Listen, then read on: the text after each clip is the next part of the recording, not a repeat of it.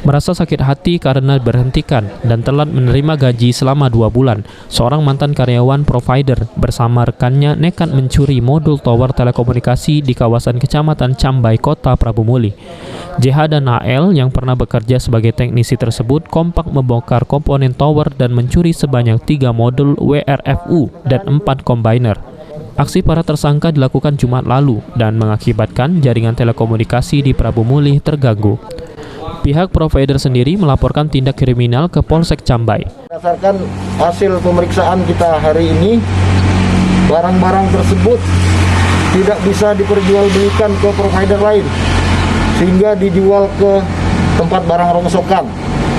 Dan nilainya yang tadinya kerugian dari PT Hutchison ini 15 juta, hanya dijual 17.000 di tempat barang rongsokan. Tersangka JH yang berhasil ditangkap mengaku hasil penjualan dipakai untuk kebutuhan sehari-hari. Sementara otak pencurian Aldi yang juga mantan karyawan saat ini masih menjadi DPO polisi. Ya, sakit hati karena kemarin gaji kita yang terakhir 2 bulan belum dibayar. 2 bulan belum bayar. Alasan pihak perusahaan belum bayar? Nunggu tanda tangan dari Jakarta. Terus modus kita seperti apa? Cara kita maling itu? Ya, masuk ngangkat pintu pagar.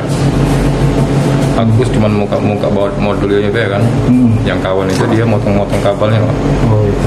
Sudah itu kami langsung bawa, langsung jual ke Loak itu kan. Rongsokan. Tahu nggak gitu kalau barang itu tidak bisa dijual di tempat lain dan harganya pasti murah kalau di ini? Tidak tahu pertama itu, Pak. Oh. Atas kejadian ini, pihak tower mengalami kerugian sebesar 15 juta rupiah akibat perbuatannya. Tersangka dijerat pasal 363 ayat 5 dengan ancaman 7 tahun kurungan.